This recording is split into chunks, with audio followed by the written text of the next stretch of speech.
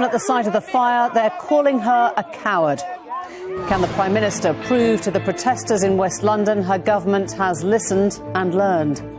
Within 3 weeks, people will be rehoused, so they have a home to go to. I ask you again, do you accept, though, that you misread the public mood, the level of anger? You didn't go and meet residents, and they really resented that. This was a terrible tragedy that took place.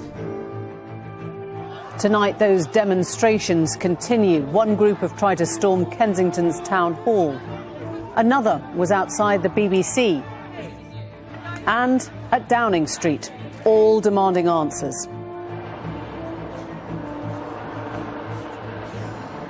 And I walked with the marchers from Kensington Town Hall to the Tower and saw the passion and the anger of people here. And reality check, it's just 1 week on from voting day. If there was an election next week, God forbid, who would vote for Jeremy Corbyn? Yeah. Put your hand up. 1, 2, 3, 4. 5. Interesting, so you've switched now. We asked people in Enfield, which turned Labour, what they think now.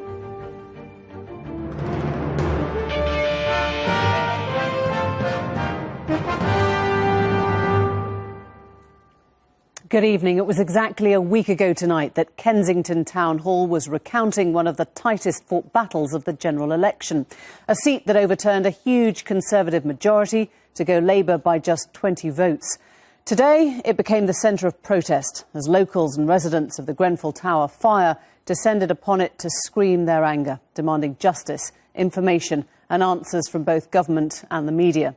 Arrangements for survivors and evacuees in the borough has been shambolic, powered by volunteers with little coordination from authorities. Tonight, as more protests spread to the centre of London, it felt like a bottle had been uncorked. The heat of early summer, the anger of grief, a potentially toxic combination for a government so fragile in its grip on power. John Sweeney has been in the thick of it all day and joins us now. What's the mood like where you are, John? Well, Emily, the situation here, it's tense. I just walked past a candlelit vigil. Lots of people standing outside the church holding candles to the dead. But at the same time, there are shouts, there's a frenzy, there's a police helicopter up in the sky.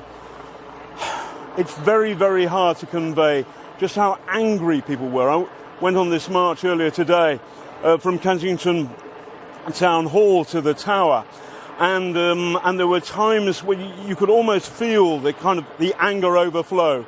This feels, I may be wrong about this, but this feels toxic for the government of Theresa May. It feels as though there's a vacuum with this situation, and what happens when a vacuum is created is that nothing, that people fill in, and it's dark, no question. Feeling on the march you described earlier, John, do you think that's dissipated now? No, I feel, I don't want to be overly pessimistic, but I cannot see this ending well. A simple problem is nobody knows how many people have died. I was speaking to somebody who's close to a firefighter, and they were worrying, but actually there could be refugee families from places like Somalia with lots and lots of people in their family. And so the numbers we're talking about, possibly 70 dead, maybe 100 dead, maybe more than that. No one knows. And while this uncertainty happens, and there are all sorts of sensible and good reasons for the authorities to be cautious and go step by step, they've got to get the forensics right, something that's going to be very difficult. But it's fueling anger. It feels as though nothing is being done, and certainly Theresa May didn't help. And I've heard this again and again, that there's difficulty. Right now, maybe you can hear people shouting at us. The BBC is not popular.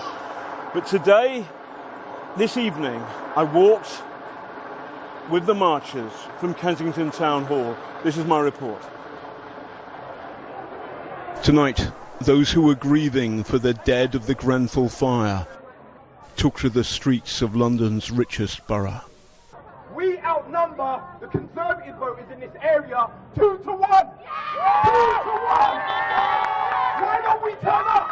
Why don't we... The election result here in Kensington was more finely balanced than that, but the passion is real and raw.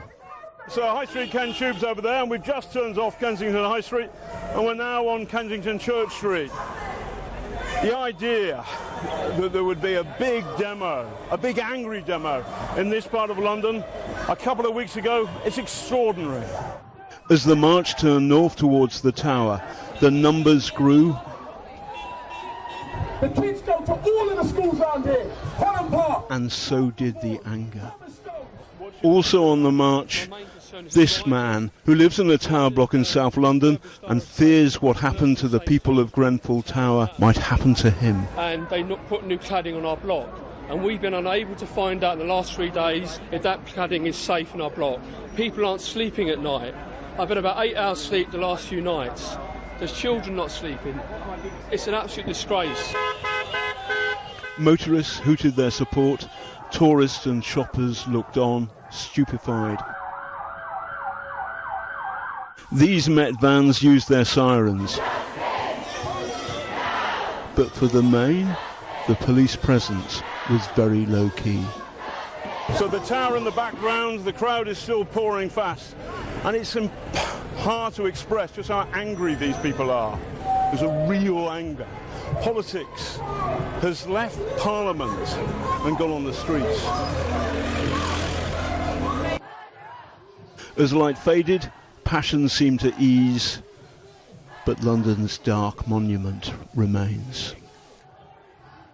John Sweeney, well, that's how the day ended, but how did we reach this point? The government was keen to get on the front foot early this morning.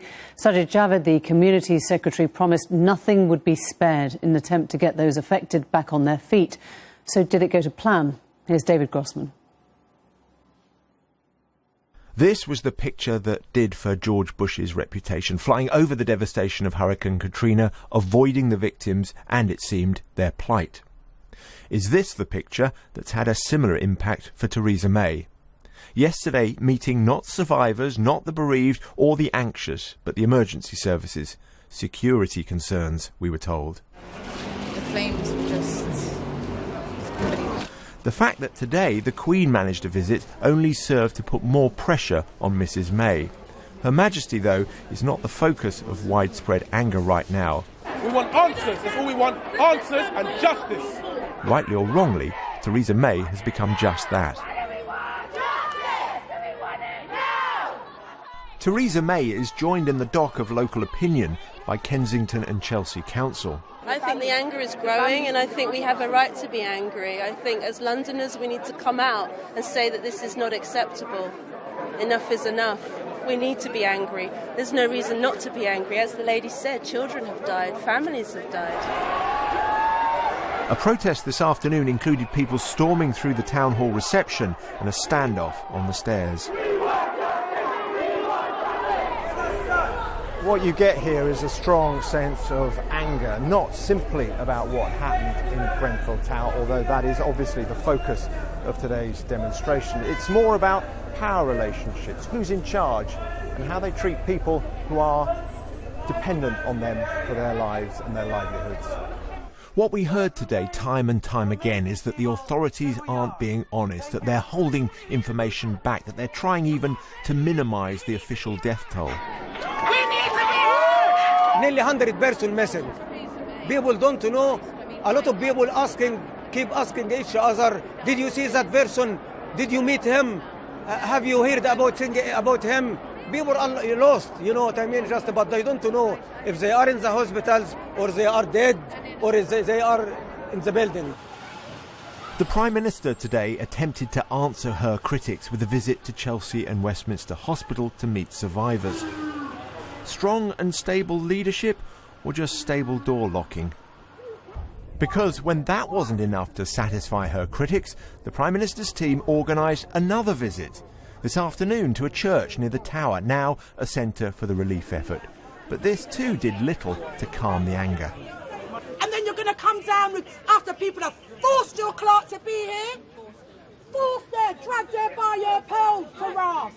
and then you're going to hide behind that red door. Oh, no. Why go to the same place Jeremy Corbyn went 24 hours before? Because it's all the publicity he's done, and papers like the Telegraph and Daily Mail who supported her are going to show that she has some type of heart and soul. When she really doesn't. It's cold like a fish. It's just ridiculous. And at the end of the day, if you care, show you care. It's very disheartening to the community to not see, where's the housing minister? Where's the Home Secretary? You know, things that happen in Manchester, it's so sad. We need to hear you talk. This is awful. I'm not trying to blame anyone. A lot of people are. I'm just saying, show your care, be around here. Because what's happening is the council haven't shown anything. Where are they? You know, and again, we are going to talk about things that happened and what's going to happen in terms of let's make sure this doesn't happen again. But it's happened now. The Prime Minister's departure from the church was chaotic and angry. Shouts of murderers and coward. At one point, her car's escape was blocked. The police had to surround it to keep back the crowd. The way was cleared just in time. She may have managed to leave the area, but neither she, nor the government, nor the council are clear of the controversy surrounding this disaster.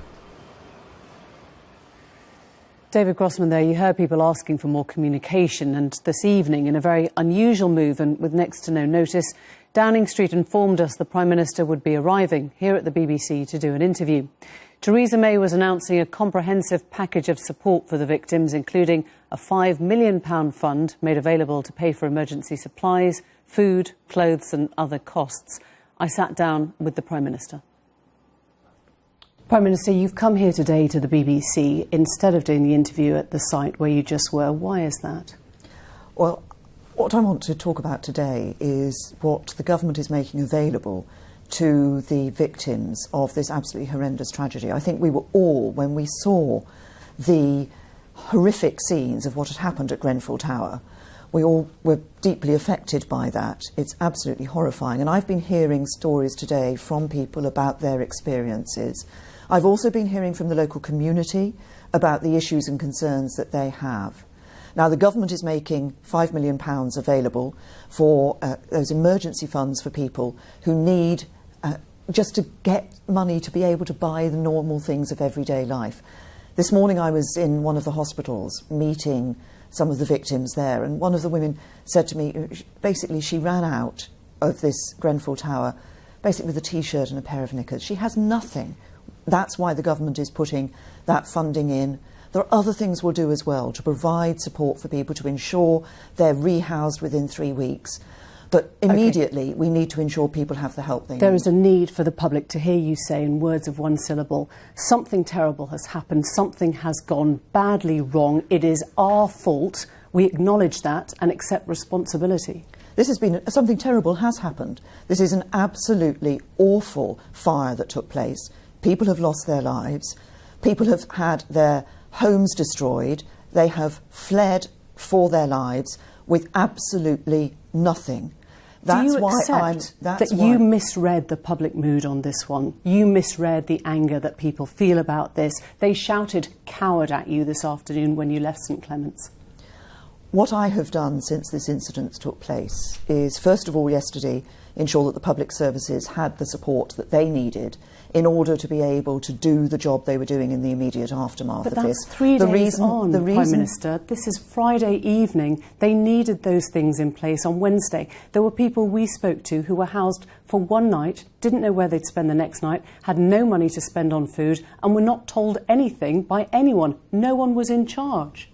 What I have done today is ensured that we are, as a government, putting that funding in place for people in the area. This has been an absolutely terrifying experience. When did they get that funding? When are they told where they're going to be housed? It has been a terrifying experience for people. This is why, when I've heard stories, I heard stories yesterday from the emergency services about the issues around the fire. That's why I came straight back to Downing Street and I ordered a public inquiry. And we'll make sure that takes place as soon as possible to get to the bottom of this. But this is not just about finding out what happened. This is not just about finding out who was responsible for what happened. It's about ensuring that support is there, here and now. But why wasn't it there in place? Any other tragedy, flooding, you would have had the army there, you would have had organisers. I was there on the ground, I saw the chaos for myself. There was no one in charge and there was nobody willing to accept responsibility. We are ensuring that support is put in place for people. Now, that means that money should be made available, and we have to, one of the things I've just heard from people is about making sure that that money actually gets through to people. And that's a very real issue, because we have to, as government, make the money available. But I want to ensure that people actually get that money in their hands so they can go and buy the things that they need. They're being rehoused outside the borough. They're being rehoused in places they don't know and don't live, don't have friends, don't have family. We are committed to ensuring that people are rehoused as far as possible within the borough or in neighbouring boroughs. Some people may actually want to go to another part of London where perhaps they have a greater support network, where they have friends and relatives. We are ensuring that within 3 weeks people will be rehoused so they have a home to go to. I ask you again, do you accept, though, that you misread the public mood, the level of anger?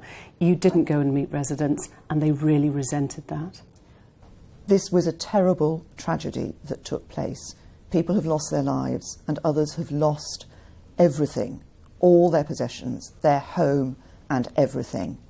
What we are doing is putting in place the support that will help them.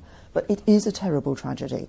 I have heard horrifying stories from the fire brigade, from the police and from the victims themselves who were in that tower, but also from other local residents, some of whom of course have not been able to go back to their homes either. And what I'm now absolutely focused on is ensuring that we get that support on the ground. As I say, government is making money available. We're ensuring that we're going to get to the bottom of what's happened. We will ensure that people are rehoused, but we need to make sure that that actually happens. This was preventable, wasn't it? In 2013, a coroner had safety recommendations which included putting sprinklers in all these buildings, and it was never done.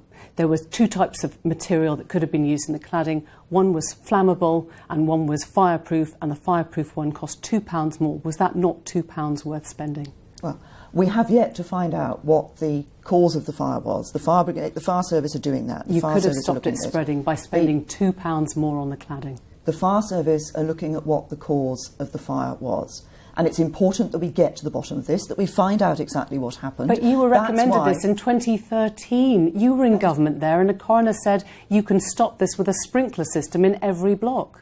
And the government has taken action on the recommendations of the coroner's report. But what we need to do in relation to this incident, to this horrifying fire, is to make sure that we get to the bottom of why this fire took place, what happened, why did it spread so unexpectedly and so ferociously and so quickly. But we know that Gavin Barwell sat on a report from last October that he should have looked at. He knew about these recommendations then. No, the government acted on recommendations from the coroner's report, but what we need to do is ensure that in relation to this fire, we do find out what caused the fire. Now, that will be done. The fire service will make a report. The fire service will look at what it was that immediately happened. But beyond that, the public inquiry will get to the wider issues of responsibility. Just in terms of reassuring, there are 4,000 other high-rise blocks. There are many, many residents tonight wondering what kind of precautions you're taking. When will you be able to tell them that they are safe when they go to sleep in their beds? Well, the government is doing everything in its power to ensure that people are safe. We've identified those buildings, and over the weekend, now and over the weekend, people are going in and inspecting those buildings. We will do everything in our power to make sure that people are safe. Does the culture have to change now? Does it have to be a culture where you start putting health and safety first instead of cutting corners?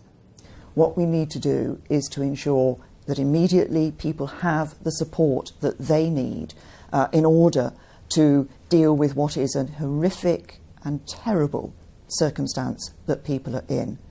We then also need to look at how this happened, why it happened, and what lessons need to be learnt. And if action needs to be taken, we will take it. Prime Minister, thank you. And we should say the government says it did act on the coroner's recommendations following the Camberwell Tower fire by writing to social housing landlords, asking them to consider fitting sprinklers to older blocks. It also says it has been consulting on revised building regulations. It will be a while before we know for sure what caused the Grenfell Tower fire and what led it to consume the building with such devastating speed. But already, as you know, questions have been asked about the cladding applied during a recent refurbishment. Newsnight revealed on Wednesday that it contained plastic and was less fire resistant than others available. Our investigations man, Phil Kemp, has been looking at possible weaknesses in the building. Phil, just talk us through what you found. Well, yesterday we heard from the Fire Protection Association about their concerns about some of the materials that are used in modern construction and the fire risk that they pose. And that's not just the cladding that we revealed on Wednesday night was used in the Grenfell Tower case, this polyethylene core that is less fire resistant than some other types available, but also the kind of plastic insulation, the foamy stuff that sits between the external wall of social housing and this cladding. And there's been a real push in recent years to make these kinds of apartment buildings more energy efficient all over the country. But in doing that, and with the best of intentions, it seems that we may have introduced a new fire risk. Now, interestingly, I spoke to the fire chief of Frankfurt this morning, Professor Reinhard Ries. Frankfurt, obviously a city with lots of high-rise buildings, and he told me that these kinds of combustible products simply could not be used in high-rise buildings in Germany. They haven't been used for years. That's been the case there. It's also the case in Germany that they don't use lots of products that we use here that have a particular fire retardant because of the toxic chemicals that it gives off when it's on fire that are potentially lethal to people. So very different standards, it seems, between what we do here and in Germany. You've talked about the outside, the cladding, but this also might be something inside, internal to the buildings. Yeah, I spoke to another expert this morning who was telling me that in a block like Grenfell Tower, all of the front doors of the flats in a building like that have to be fire-safe doors in their own right, and they also have to be self-closing. And the reason for that is that if a fire breaks out in a flat, that will contain the fire and stop it from spreading throughout the block. Now, we know that there's been an issue with some other blocks that the Kensington and Chelsea Tenant Management Organisation, that's the organisation that's responsible for Grenfell Tower as well. We know that there's been a problem with these doors in some of the other blocks that they're responsible for. Now, the reason this might be relevant in the Grenfell Tower case is that there was smoke in the stairwells. We've also heard this story of a neighbour saying that she's able to look straight into the flat where apparently a fridge exploded, and the expert that I spoke to said that suggested there might have been a problem with the self-closing door in that case. So what's emerging, I think, now is the possibility that there is a combination of different factors, both internally and externally, that might all be coming together in a kind of perfect storm to lead to this devastating fire. Phil, thank you very much. Thank you. It is extraordinary, isn't it, to think that this time last week the nation was just trying to get to grips with an election result very few had seen coming. A week on, there is still no official deal between the Conservatives and the DUP, but there are very few Conservatives willing Theresa May to go, so loath are they to contemplate a whole new election. We went to a marginal seat in North London, Enfield Southgate, where many voters abandoned the Conservatives to choose a Labour MP. I was keen to find out what they had been voting for and how they viewed the result we ended up with. David, I'm going to start with you because you voted for the first time this time round. What was it that made you vote? What motivated you to vote? The most important thing for you? Being 18 now, just 2 weeks after Brexit, I seem to miss that. And a lot of young people my age, me as well, felt kind of cheated out of the future. There was a lot of decisions being made that we had no option to do anything about, and it would affect us more than the older people who got to vote and we didn't. So to vote in this election was very important because it actually, for the first time, seemed like an election with a choice. And you voted for Corbyn, and that was, for you, a simple choice, I voted for my local MP, Bambos, and I do also think that Jeremy Corbyn is good as a leader of the Labour Party, yes. So I wanted him to be Prime Minister more than I wanted Theresa May to be Prime Minister. Mark, I'm going to come to you. What was it that pushed you to vote?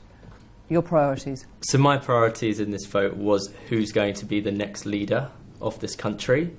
And I didn't feel comfortable with the idea of Jeremy Corbyn being the next leader in Downing Street. And the reason for that is because there have been instances of anti-Semitism within the Labour Party, and I just don't think that Jeremy Corbyn has done enough to tackle that and to put people from my community's minds at ease. So for me, it was largely about the leader. I'm not necessarily a Corbyn fan, but what I do think he's a politician with integrity. And I think for the first time, maybe in my voting life, there was a distinction between real socialism and Tory politics. And I felt like in New Labour, they went so right of centre in order to capture the vote. For the first time, there really was a choice about, I'm a socialist, voting for socialist principles, voting for the public sector. Louise, when you hear people talking about, you know, politician with integrity versus the one that you voted for, Theresa May, or your local MP, what does it say to you? I personally feel Theresa May does have integrity. She is somebody who I prefer to other Tory politicians. She came from a grammar school background, not a public school. She's not the old boy network. But probably security is on my mind at the moment. I've got 3 daughters growing up in this world. I live in London. I didn't feel comfortable, and where we talked about leader versus party, I didn't feel comfortable with Corbyn as a leader. Theresa May seems to be taking a very strong hand, and that's just one of the reasons. Terror was important to me. Can I ask who else had terror in their minds, or the response to terror, when they voted? Did, but for a different reason. I think in the Labour's manifesto, talking about putting more into public security in terms of policing, things like that, that is what is going to counter terrorism, not what things like Theresa May did by cutting police, cutting national security. If they had 5-10 warnings about things that happened recently because of cuts. How many people voted Labour over terror, but for different reasons to security, about public service cuts? Let me just see a show of hands. OK, 3 of you. Madeleine, I want to come to you because you were wavering right up to the moment when you put the cross in the box. For the first time in quite a few elections, I actually got into the booth, and as you say, I was wavering where to put my cross, Conservative or Labour. I went Conservative because I think we need some continuity. I'm not sure whether it was the right thing to do even now. Labour did get in our constituency, but I was very torn. There's so many important issues. There's the NHS, which is a big thing for me. There's the care of the elderly. I have an elderly mother. There's education, all those issues. There's so many issues, actually, too many to mention.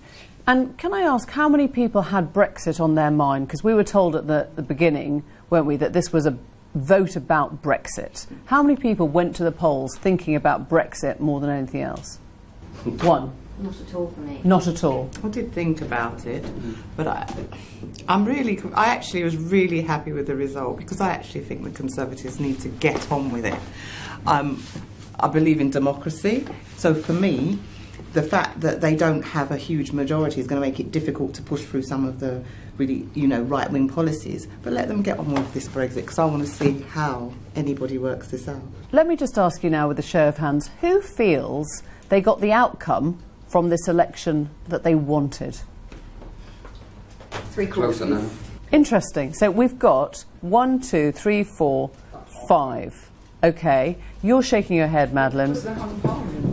So let me ask then the other way around. Who feels it's a mess where we are? Yeah. It's a mess, but you don't mind. It's an absolute out of mess comes order. Exactly. It's reflective of how split the country is. It reflects what it is.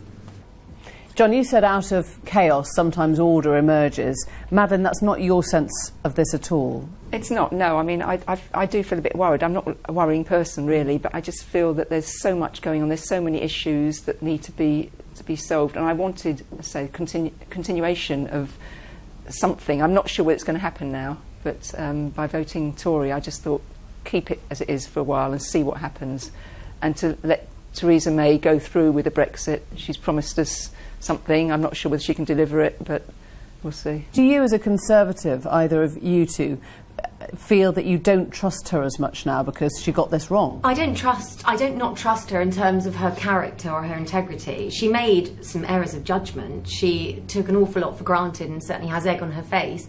And that bothers me that she's weakened our position in terms of negotiating Brexit. Because, you know, although, you know, I think we had Juncker saying he doesn't hold, you know, she's obviously laughing stock over in Brussels. But I hope we can get some stability soon in order to be able to tie up the Brexit deal that she's promising us. Do you resent this, Mark, as a sort of election? Do you feel that she's put you as a Conservative voter in a tricky position? I just think it was very unnecessary. I know it's easy to say that in hindsight, but at a time when you need complete stability, there was just no need for it at all. I think it was a really bad error of judgment. Of the ones who voted Conservative, which of you like Theresa May as much or more than you did before the election?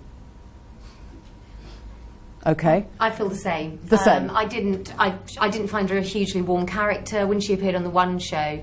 It was embarrassing. So what is the bit then that you warm to? You don't warm to the her stability, the confidence she gives me in the way that she's going to continue to run the economy. Let me ask the Labour voters, which of you like Jeremy Corbyn as much or more since you voted or since the election?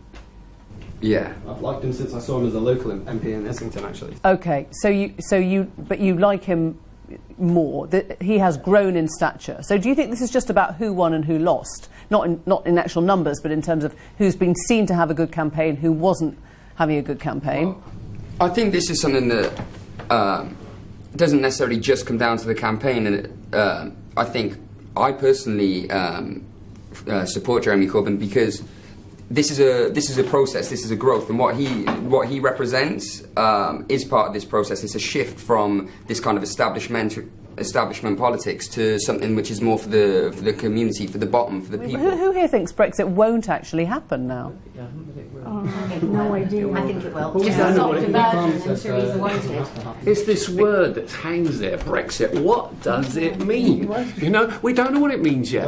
When it happens, we will have a list of things that are policies and things that are going to happen. Maybe there should be a vote then. Because if we all turn against it, all of us in this room say, no, that's going to affect my mum, that's going to affect the children, that's going to affect the health service. We can't have that happen to our country. I think that Britain will be outside the EU paying all the same fees for all the same privileges they had. They will not be part of Europe because they've voted to go out of it. On this one? But they're going to have to pay for it because how can you trade? How can you trade in isolation? OK, let's have a look at domestic agenda. If there was one issue that really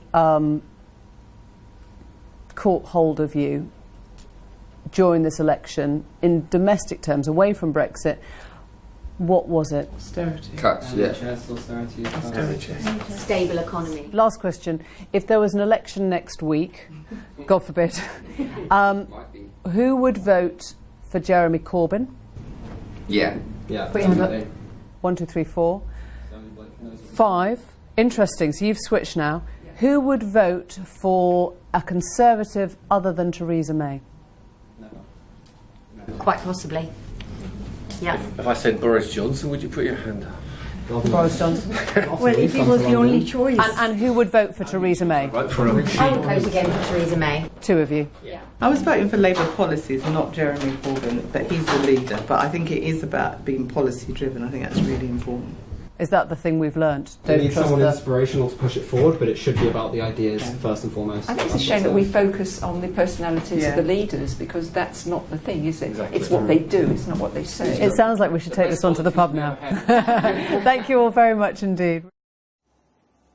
Some of the voters of Enfield with me earlier. Well, I'm going to return to Grenfell now. A lot of anger that we've been seeing today has been from friends and relatives who want to know what's happened to their loved ones. The tower is now a burnt-out shell, the site of a criminal investigation, and toxic and structurally unsafe. So how do they even begin to make sense of what actually happened in there on Tuesday night? And how long will it be before forensic teams are able to provide answers as to who lost their lives inside?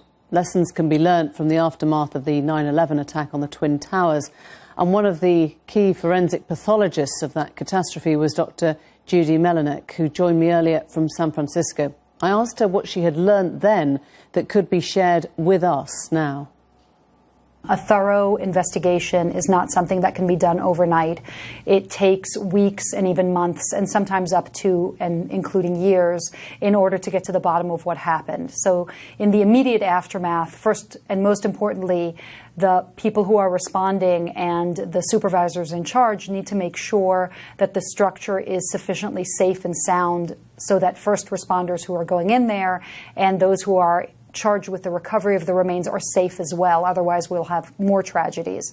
And the next step would be to collect important information from the families of the deceased about their ways to identify them, either identifying marks and scars, jewelry, tattoos, and then also collect DNA. And how difficult do you think it will be to collect DNA?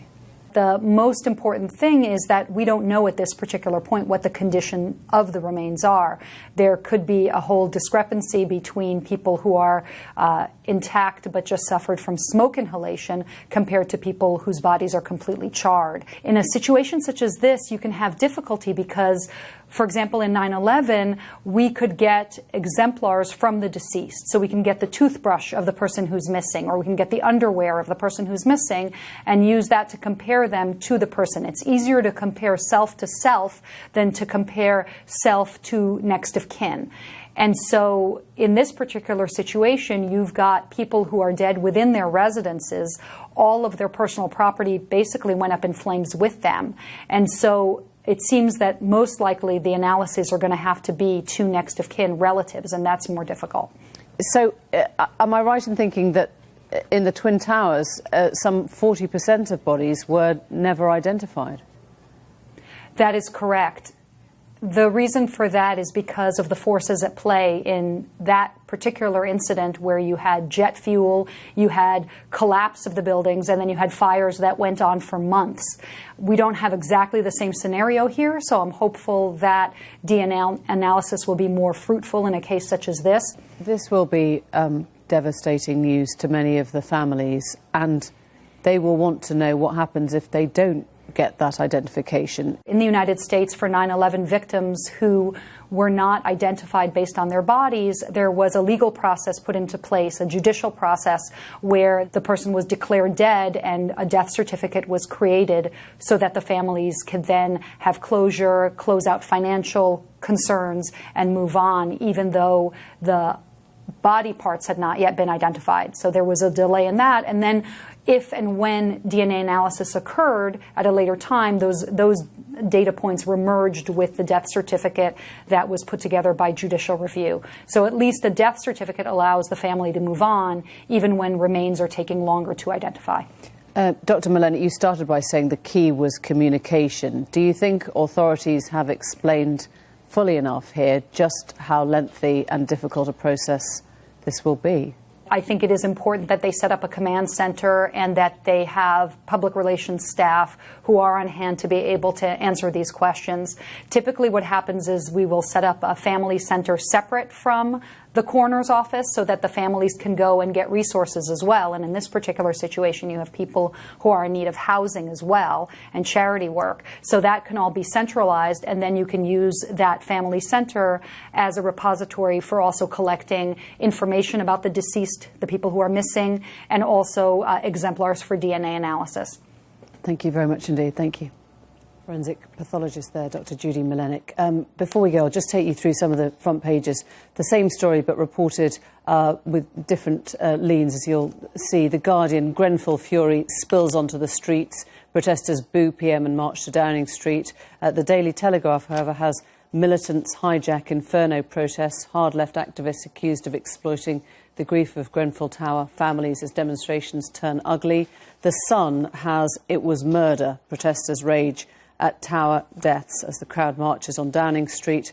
And the Daily Mirror has a tale of two leaders, Theresa May in the top photo and the Queen visiting there in the one below. That's all from us at the end of a week and a fortnight that will be remembered in this country for a very long time. From all of us here, good night.